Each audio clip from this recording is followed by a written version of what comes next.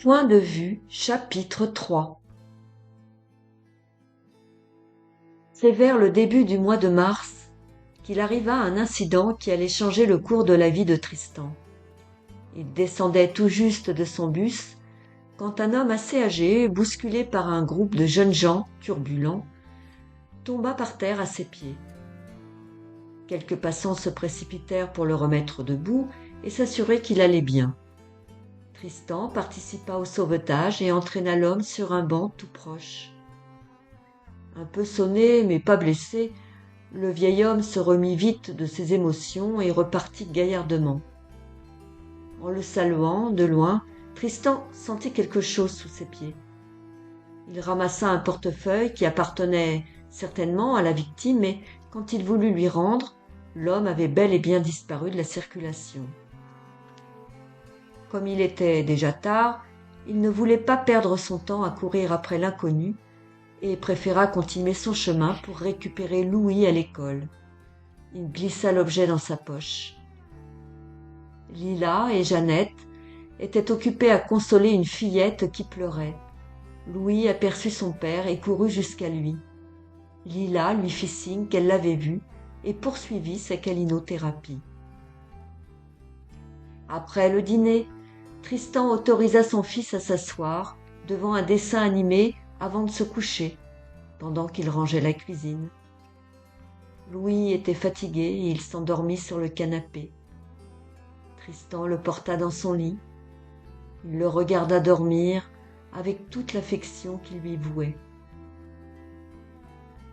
Dans le silence de son salon, il se remémora l'incident à l'arrêt de bus et fouilla dans sa poche pour regarder à qui appartenait le portefeuille.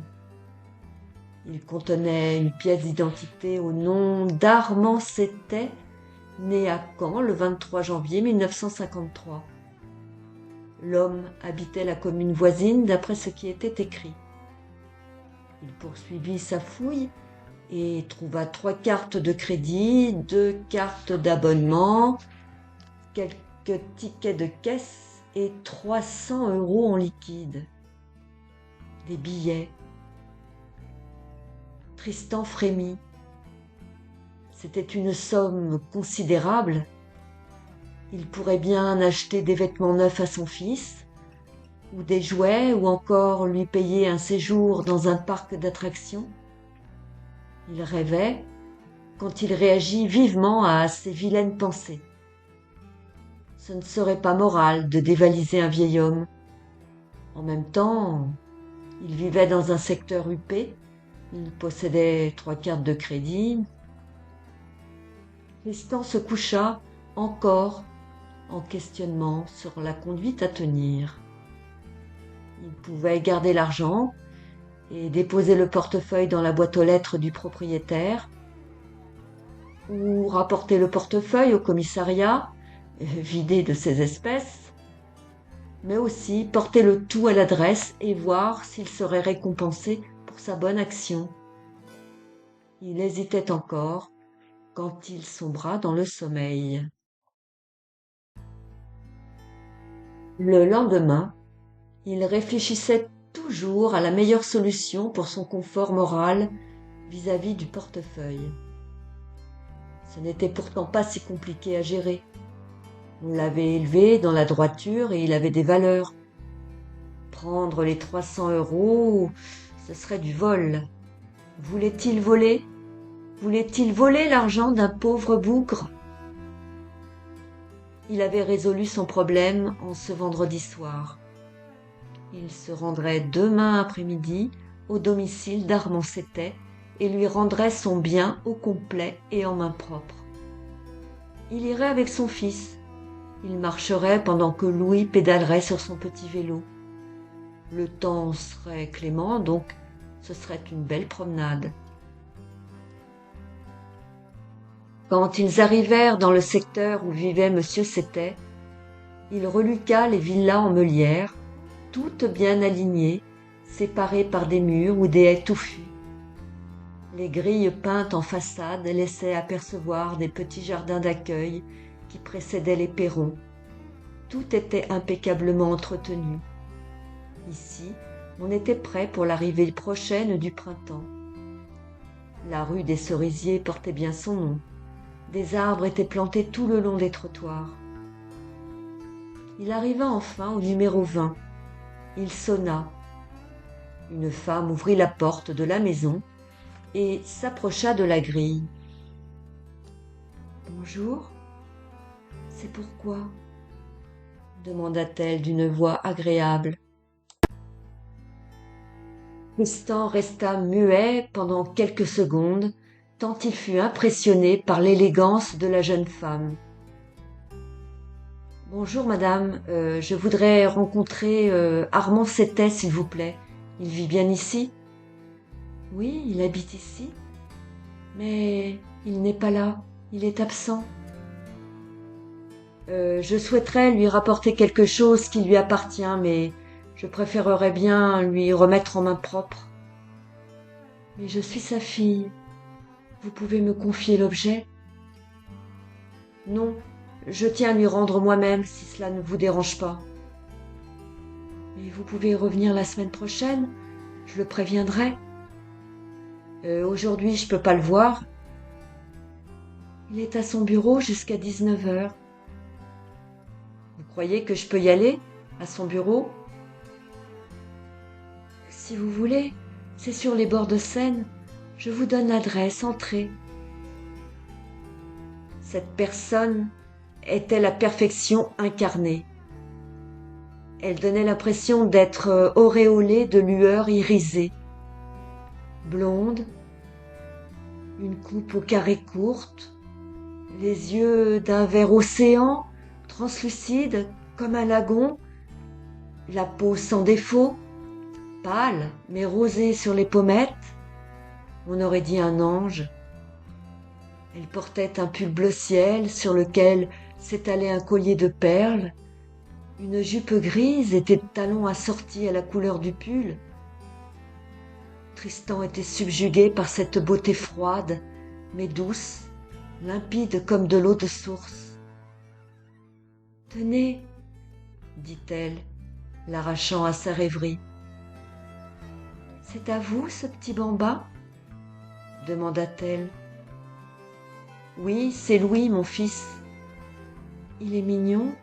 Il a quel âge ?»« Il a 4 ans. »« Bonjour, Louis, » lui dit la fée en se penchant. Louis, timide, lui dit bonjour d'une petite voix à peine audible. « Je vous remercie, madame, je vais aller porter son portefeuille à votre père, » dit Tristan, embarrassé par son grand émoi. « Ah, il s'agit de son portefeuille, » s'exclama-t-elle en soupirant. « Oui, il l'a fait tomber avant-hier, je ne l'ai pas pu venir avant, mais c'est très gentil. Au revoir, monsieur. » Tristan quitta la jeune femme, complètement perturbé. Comment pouvait-on être aussi belle ? Il avait le sentiment d'avoir rencontré une personne hors du commun des mortels. Il songea à sa rencontre avec Zelda. Elle avait produit le même effet sur lui. Il avait été saisi, transporté. Par contre, aujourd'hui, il n'était pas possible qu'il reparte avec elle. Mais son image vivait dans son esprit. Il déposa Louis chez ses parents avant de repartir pour le bureau d'Armand Setet. Sa mère lui proposa que le petit reste dormir pour lui éviter de revenir le chercher après sa course, mais il devrait le récupérer le lendemain avant qu'il ne parte déjeuner chez des amis.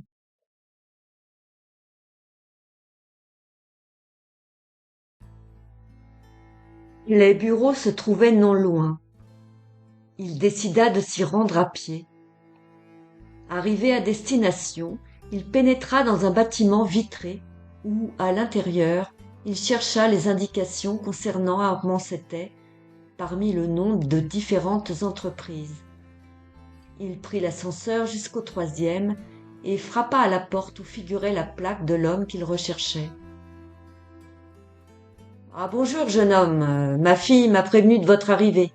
Alors comme ça, vous avez retrouvé mon portefeuille. »« Oui, bonjour, je m'appelle Tristan Neveu, et il me semble que le portefeuille est glissé de votre poche, vous savez, l'autre jour à l'arrêt de bus.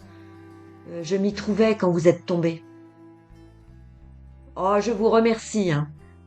J'ai déjà fait arrêt sur mes cartes, on ne sait jamais entre les mains de qui ça va tomber. Mais asseyez-vous. »« Oh, je ne vais pas vous déranger, » dit Tristan, en tendant le portefeuille à son interlocuteur. « Merci, vous êtes bien honnête. Ah, je voudrais bien vous remercier, vous savez. »« Non, non, ce n'est pas la peine, » le coupa Tristan. « Je ne veux rien. Écoutez, j'ai une idée. Que diriez-vous d'une bonne bouteille ? Oh, j'ai chez moi un Bordeaux fameux qui attend d'être bu. » Cette proposition le surprit quelques secondes. Mieux que de l'argent, c'était la suprême récompense pour Tristan. C'était l'occasion de revoir la jolie jeune fille de Monsieur Settet. Le bonheur de la regarder en savourant un verre de bon vin. Il fit mine d'hésiter. « Mais je ne... Écoutez, c'est samedi. Vous avez autre chose à faire ? » Non. »« Alors on y va. Et je vous emmène. J'appelle Sibylle pour lui dire qu'on arrive. » Ils quittèrent les bureaux et ils roulèrent dans sa belle auto. Armand Settet conduisait bien. Ce dernier est extrêmement bavard, et Tristan n'eut qu'à l'écouter.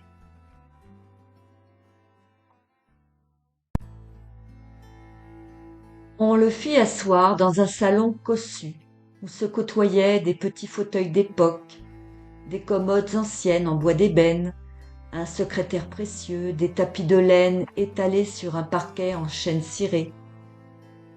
C'était une belle pièce chaleureuse. Armand avait revêtu une tenue plus décontractée. Il restait malgré tout assez bien assorti au salon.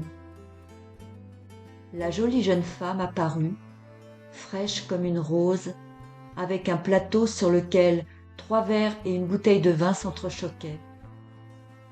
Elle repartit aussitôt et revint avec des toasts au foie gras qu'elle disposa élégamment sur la table basse. « Vous faites quoi dans la vie, monsieur Neveu ?»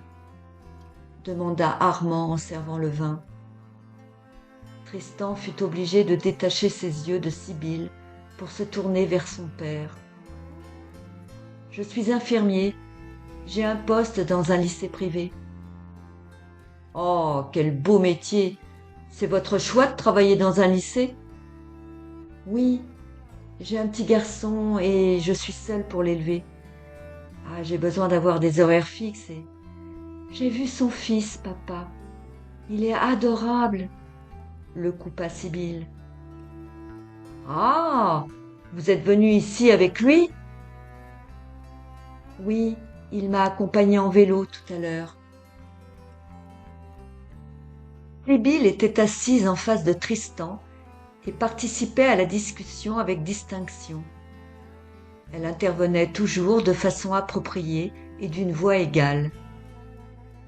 Tristan éprouvait une attirance profonde envers elle, et Sibylle devait sûrement le percevoir parce qu'elle lui souriait beaucoup en appuyant son regard dans le sien. Après avoir bu l'excellent breuvage, Armand parlait encore, sans tenir compte du temps qui passait. Sibylle proposa alors de garder Tristan à dîner. « Ah, c'est une idée judicieuse, ma fille, » lui dit Armand. « Ah, excusez-moi, mais je dois partir. Demain, je récupère mon fils de bonne heure pour laisser mes parents partir chez des amis. Je suis désolée. »« Une autre fois, alors ?» proposa aussitôt Sibylle. « C'est d'accord pour une autre fois, j'en serais ravie. »« Venez avec Louis dimanche midi, la semaine prochaine, » rajouta-t-elle. C'est très gentil, je viendrai dimanche avec Louis. Je vous souhaite une bonne soirée. » Tristan se retrouva sur le trottoir sans comprendre ce qui lui arrivait. Il supposait que la belle Sibylle avait envie de le revoir. C'était merveilleux. Il ne s'attendait pas à tant d'attention. Cette rencontre magique avec une princesse était le remerciement pour sa bienveillante honnêteté et s'avérait 1000 fois supérieure à 300 €.